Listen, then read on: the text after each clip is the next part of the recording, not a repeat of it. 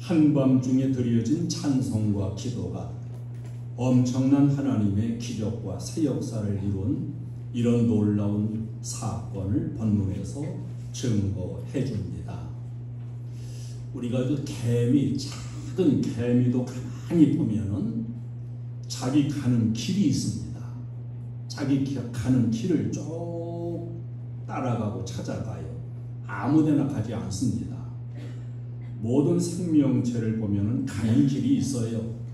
또 자기에게 유익이 되는 먹이가 있습니다. 그 먹이 외에는 먹지 않아요. 또 다른 길도 가지도 않아요. 우리는 성도로서 성도의 길을 잘 걸어가야 됩니다. 왜 우리가 함께 모이고 찬송하고 기도하고 예배하고 그럴까요? 그것이 바로 성도의 삶이고 성도의 길이기 때문입니다. 우리 성도는 일생 동안 하나님과 또 기도와 끊어질 수가 없습니다. 기도가 끊어지면 하나님과 끊어진 삶이 되기 때문입니다. 그래서 예수 믿고 사는 우리 하나님 자녀의 삶은 항상 변함없이 기도하는 삶이고 찬송하는 삶으로 이 세상을 살아가는 거예요. 그게 또한 축복이고 하나님은 기도하는 자를 축복하십니다. 제가 들은 이야기 가운데서 이 청둥오리를 먹이는 농장이 있는데요. 이 청둥오리가 낮에는 연못에다가 풀어놓아서 연못에서 놀아요. 그러면 저 러시아에서 날아오던 청둥오리가 가만히 보니까 자기 동족, 자기 친구들이 연못에서 놀고 있어요. 그래서 같이 와서 논다는 거예요. 같이 섞여서 놀다가 저녁이 되면은 집 청둥오리는 이제 자기 우리 안으로 들어오는데 그 러시아에서 날아온 친구 청둥오리를 보고서 얘들아 우리 집으로 가자. 우리 집에 가면 그냥 공짜로 먹고 놀고 살고 또 날아다닐 필요도 없이 잘 살 수 있어. 그래가지고 그 청둥오리들을 데리고 온다는 거예요. 어떤 데는 수십 마리씩도 이렇게 데리고 오는데 그 러시아에서 왔던 청둥오리 날개 그 하나만 딱 빼버리면 바람이 그쪽으로 새서 날지를 못한대요. 그리고 거기서 잘 먹여주고 잘 놀고 편하니까 날아갈 생각도 또 안 한다는 거예요. 얼마나 편하겠어요. 그런데 거기서 한 달 정도 잘 먹고 잘 놀다가 살이 통통하게 쪄서 오리탕, 바로 요리감으로 나가게 된다는 겁니다. 이게 참 그런 일도 있구나 이런데 여기에 귀한 진리가 들어 있습니다. 우리 성도는 세상 사람과 생긴 게 다른 게 아니에요. 다 똑같아요. 눈이 둘이고 콧구멍 둘이고 귀도 둘이고 입은 하나고 손가락 발가락 10개씩 똑같이 달려 있습니다. 이렇게 세상 사람과 똑같지만은 우리는 하나님의 자녀예요. 영적인 이 근본이 달라요.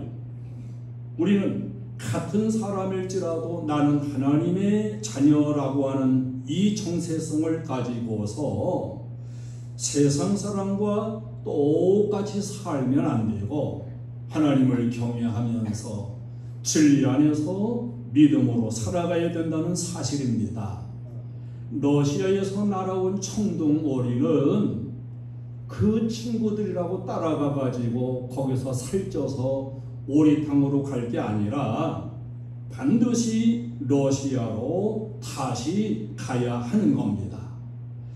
우리는 하나님께로부터 이 땅에 와서 지금 살고 있고 이 땅을 떠나면 하나님의 나라 천국으로 다시 가야 하는 하나님의 청둥오리로 우리는 살아야 하는 겁니다. 하나님의 자녀된 우리가 세상 사람들이 즐기는 일들에게 끼웃거리면 안 돼요. 하나님 없는 인본주의 논리에 휘말려서도 안 됩니다. 그래서 우리 성도는 사람을 사귀어도 저 사람이 하나님의 뜻대로 믿음 생활 잘하는 사람인가, 이걸 보고 사귀어야 돼요. 그 사람이 가자고 한다고 해서 다 따라가면 안 되는 겁니다. 세상 사람이 야 오늘 주일이건 말건 놀러가자, 그렇다고 무조건 따라가면 안 돼요. 우리 성도는 하나님의 자녀이므로 다른 사람은 세상으로 놀러갈지라도 나는 하나님 앞에 나와서 예배를 드리고 하나님 앞에 은혜를 입어야 되는 겁니다. 할렐루야. 목사도 목사를 조심해야 돼요. 세속주의적인 목사 많아요. 인본주의적이고 프로커 같은 목사들도 수두룩해요. 그래서 목사가 목사를 영적으로 혼란시키는 일들이 많이 일어납니다. 제가 어떤 커뮤니티에 봤더니 목회자 1,004명이 시국선언하고 윤석열 대통령 탄핵하고 물러가라고 그렇게 집회를 했다 그래요. 저는 볼 때에 그게 온전한 목사들이 아니라고 봅니다. 좌파적인 목사도 많아요. 목사라고 다 따라가도 안 되고, 장로라고 다 따라가도 안 되고, 권사라고 집사라고 아무나 따라가고 아무나 사귀어서는 안 되는 거예요. 정신 차려야 돼요. 누구나 그저 사귀었다가는 청동오리 같이 밥상에 올라가 가지고 망하는 길로 떨어진다는 것을 잊지 않아야 됩니다. 우리가 세상 살아가면서 악한 마귀에게 세상에서 이용을 당해서도 안 되는, 예수 이름으로 승리해야 할 하나님의 자녀라고 하는 사실을 우리는 잊지 않고 나갈 수 있기를 축원합니다. 내가 예수 믿고 내가 복음을 받아들이고 이 복음과 믿음이 가장 축복인 것을 우리는 고백해야 됩니다. 여기 본문에 보면 사도 바울이 아시아에서 주로 복음을 전했는데요. 그러다가 2차 세계 선교를 나서면서 유럽을 향해 가지고 이 행로가 바뀌어요. 유럽으로 복음을 들고 사도 바울이 가게 됩니다.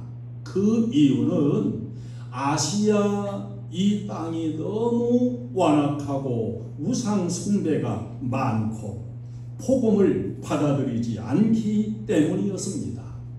그래서 아시아로 또 가려고 하다가 하나님의 영이 막아가지고 유럽으로 바울의 복음의 행로가 싹 바뀌어져 갑니다. 유럽 사람들이 이리 오라고 손짓을 해서 바울은 복음을 들고 유럽으로 갔습니다. 그 지역에 처음으로 가서 복음 전한 곳이 오늘 본문에 나오는 빌립보라는 곳이에요. 하나님의 종이 가고 하나님의 말씀이 가고 이 복음이 어느 쪽으로 가느냐, 성전에서 흘러나오는 축복의 물줄기가 어디로 흘러가느냐, 그것이 중요하고 그것이 축복인 걸 알아야 됩니다.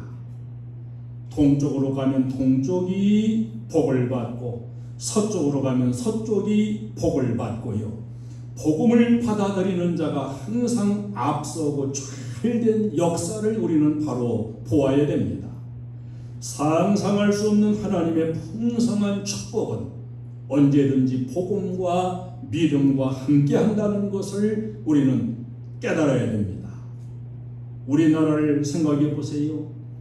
4,000년, 5,000년 역사를 자랑한다고 하지만은 우리나라 사실 세계에서 가장 비극적인 땅이었습니다. 가장 불쌍한 나라였습니다. 이런 나라에 복음이 들어오므로 이 민족은 세계적인 기적을 이루고 오늘 세계적인 경제의 대국이 되고 이렇게 발전하고 풍성한 삶을 우리가 지금 살고 있습니다. 항상 역사를 보면 복음이 가는 곳마다 기적이 일어나고 풍요의 축복이 채워졌습니다. 여러분 역사를 배웠잖아요. 원래 세계 문명의 중심지가 아시아예요.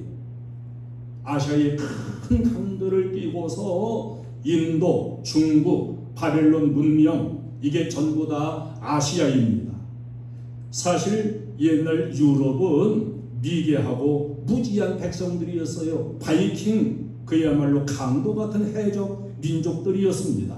그러나 사도 바울이 복음을 들고 유럽으로 가면서 저 유럽은 100% 예수 믿는 기독교 국가가 됩니다.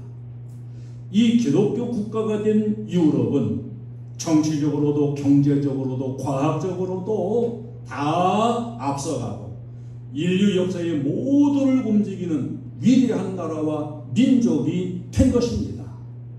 이 아시아를 보면은 복음을 받아들이지 않아서 저 동남아시아, 여러분 많이 가보셨지요? 동남아시아를 가보시면 농사도 우리나라는 쌀 1년에 한 번 지어요. 거기는 1년에 2번, 3번씩 지어요. 열심히 농사 안 지어도 사실은 과일만 따먹어도 살아요. 자원이 풍족해요. 다 잘 살 수 있는 나라들입니다. 그런데 아주 가난해요. 아직도 후진국이에요. 태국 불교가 국교입니다. 말레이시아 이슬람교가 국교입니다. 그런데 이 나라들 여러분 가보시면 다 우리하고 비교가 안 돼요. 우리나라는 그들보다 훨씬 더 잘 살고 발전하고, 이게 전부 하나님의 축복인 걸 우리가 알아야 됩니다. 멀리 보려면, 하나님 앞에 후손이 복을 받는 삶을 살려면 언제든지 이 복음을 믿음으로 받아야 돼요. 복음을 아멘으로 내 것으로 받아야 돼요. 그 복음과 함께 하나님의 축복이 온다는 것을 잊지 않아야 됩니다. 이 복음 안에서, 믿음 안에서 여러분도 여러분의 후손들도 앞서가는 이런 선진국적인 축복자로 살게 될 수 있기를 주님의 이름으로 축원합니다. 빌립보의 바울을 통해 복음이 전파됩니다. 그런데 이 빌립보에 살고 있던 한 자주장사 루디아라는 사람이 있었어요. 이 루디아가 복음을 받아들이게 됩니다. 여러분, 누군가를 통해서든지 반강제를 통해서든지 하여튼 여러분이 복음을 받았다는 것이 큰 복인 걸 알아야 돼요. 이 루디아가 복음을 받아들였어요. 그리고 귀신 들려 점치던 사람이 있었는데 사도 바울이 너무도 불쌍하게 여겨가지고 그 귀신을 쫓아냈습니다. 그런데 그 귀신을 통해서 점을 치게 하고 돈 벌어먹던 관리들이 자기들 돈줄이 끊어졌다 해서 사도 바울을 고소하고 사도 바울을 감옥에 감금시켰습니다. 고문을 당하고 때려서 감옥에다가 가뒀습니다. 춥고 배고프고 온몸은 쑤시고 아프고 불도 없고 각종 벌레와 쥐들도 득실거리는 이러한 그 감옥에 처해 있는 정말 비참한 곳, 돈도 없어요, 백도 없어요, 변호해 줄 사람도 없습니다. 아무도 도와줄 리가 없습니다. 세상적으로 본다면 사도 바울과 실라는 지금 이제 끝장난 인생이에요. 그런데 본문의 증거를 보면 그러한 환경 가운데서도 바울과 실라는 하나님 앞에 기도했다. 열심히 기도하고 기도만 한 게 아니라 찬송까지 했다고 증거가 되고 있습니다. 여러분, 우리 성도는 언제든지 이 바울과 실라 같은 삶을 우리가 살아가야 마땅합니다. 기도하고 찬송할 때 기적이 일어났어요. 지진이 일어났습니다. 옥문이 열렸습니다. 쇠사슬이 풀렸습니다. 그때에 옥을 지키고 있던 간수장이 그 죄인들을 잃어버리면 자기가 그 죄를 받아야 돼요. 그래서 자살하려고 이렇게 꾀할 적에 사도 바울이 자살하지 말라, 죽지 말라, 우리가 다 여기있다. 옥사장이 두려워하며 벌벌 떨면서 바울 앞에 와서 엎드려요. 오 마이 티처, 선생들이여, 우리가 어떻게 해야 구원을 얻겠습니까? 주 예수를 믿으시오. 할렐루야. 예수가 우리의 생명입니다. 예수를 믿으면 당신과 가족이 다 구원을 받게 됩니다. 이 간소장은 즉시로 바울을 자기 집으로 모셔가고 온 집이 다 세례받고 빌립보 교회가 성도가 되는 이런 엄청난 기적이 바로 기도와 찬송 속에서 일어나게 된 것입니다. 언제든지 기도하는 데서 기적이 일어나는 걸 우리도 믿어야 됩니다.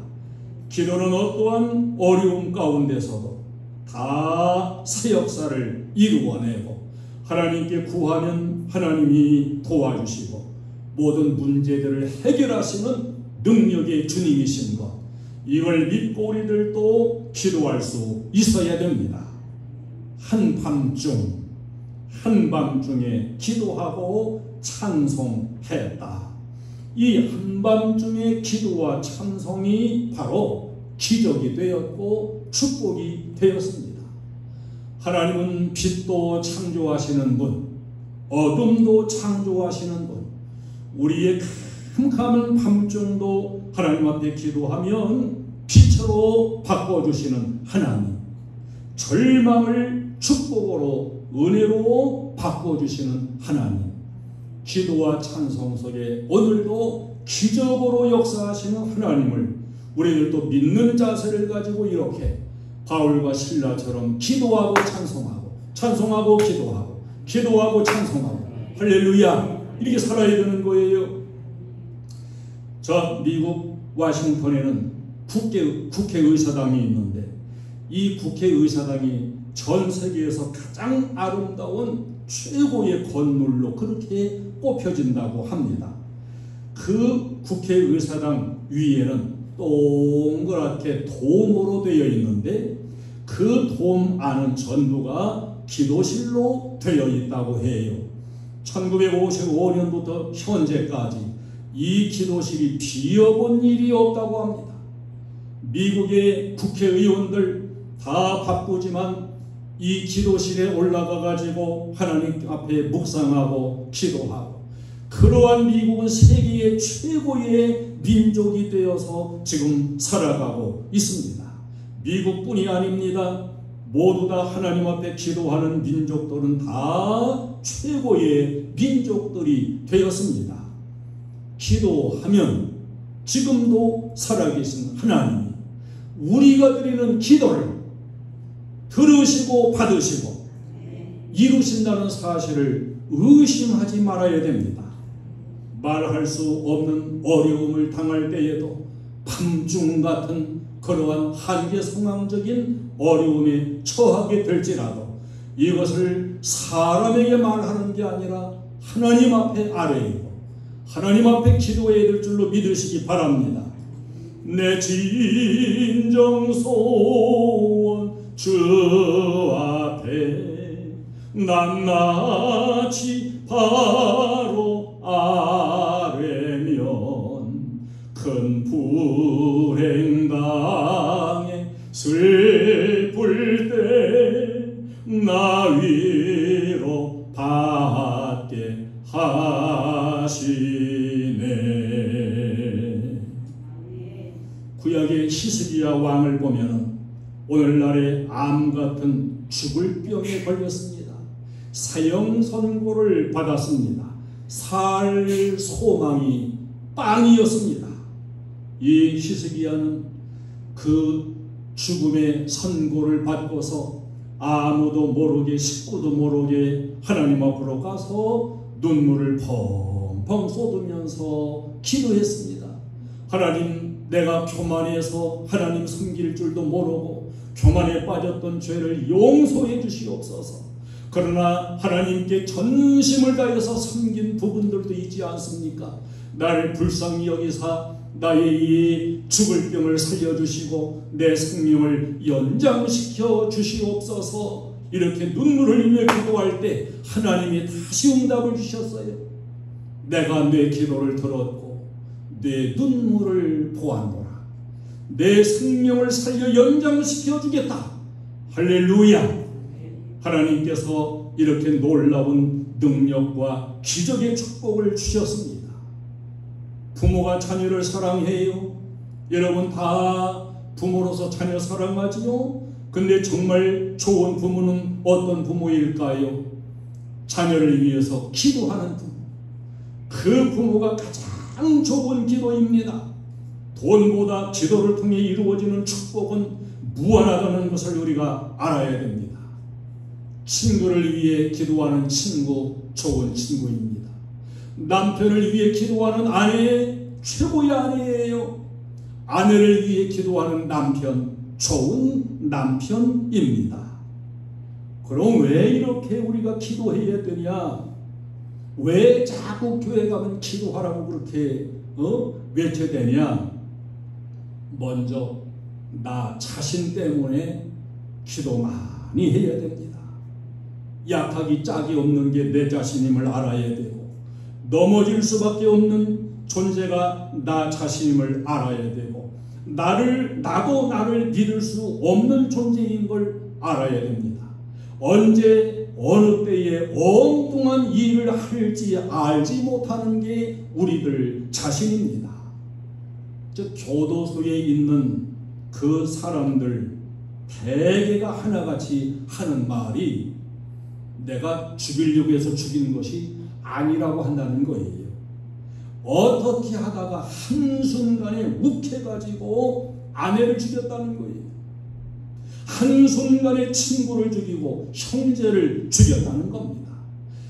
어떻게 죽였는지 자신도 모른다는 거예요.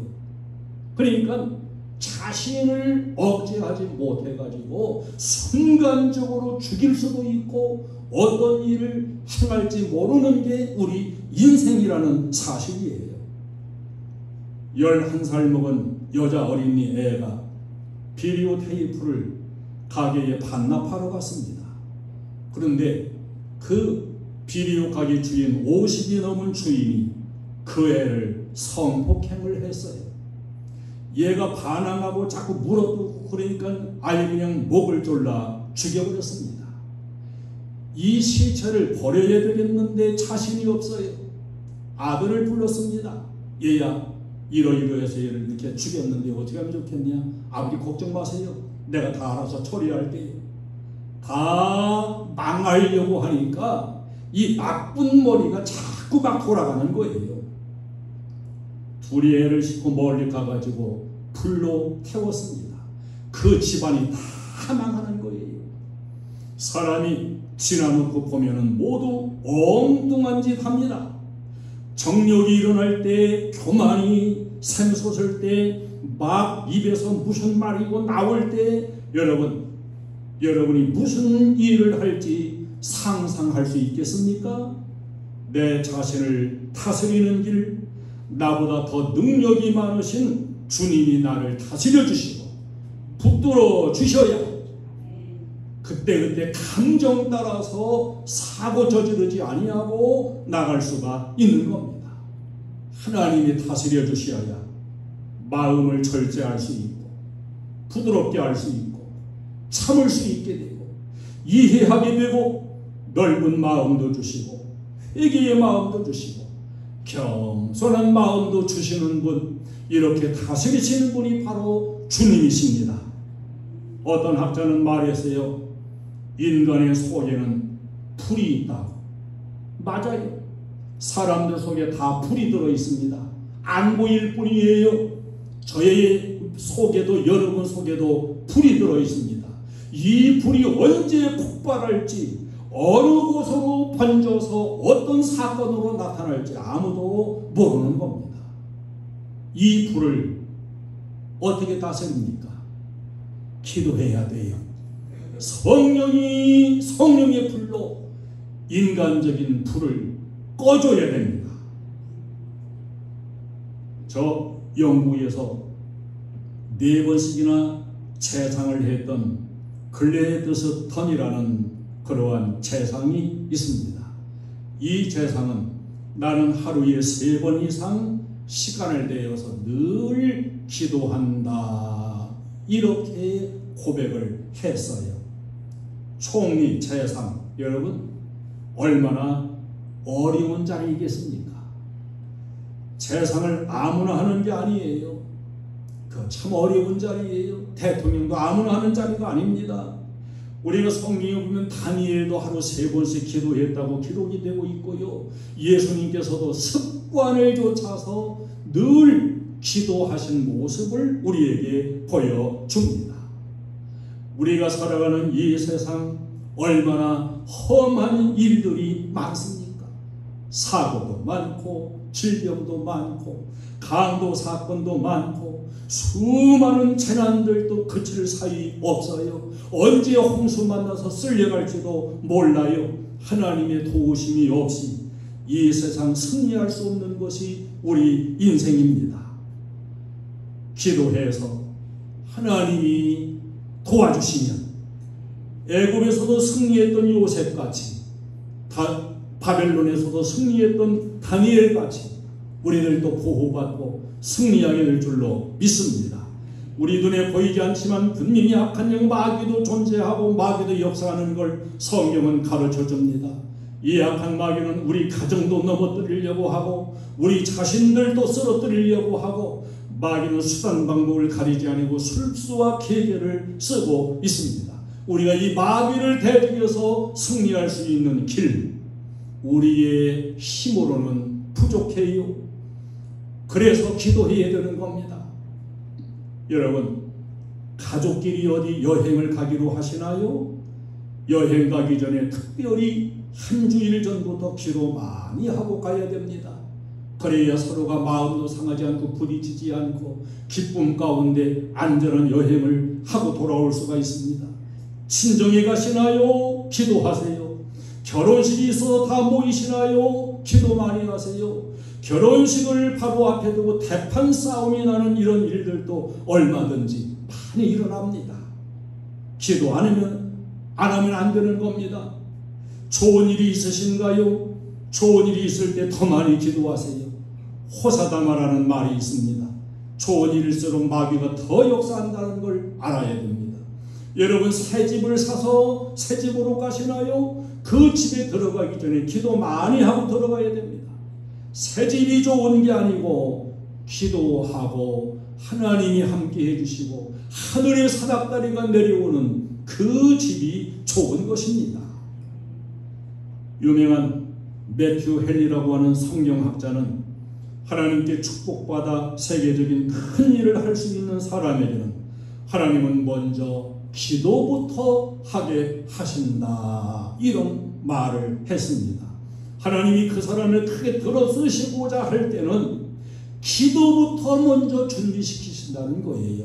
왜 그래요? 기도만큼 되기 때문에, 기도한 만큼 이루어지기 때문입니다.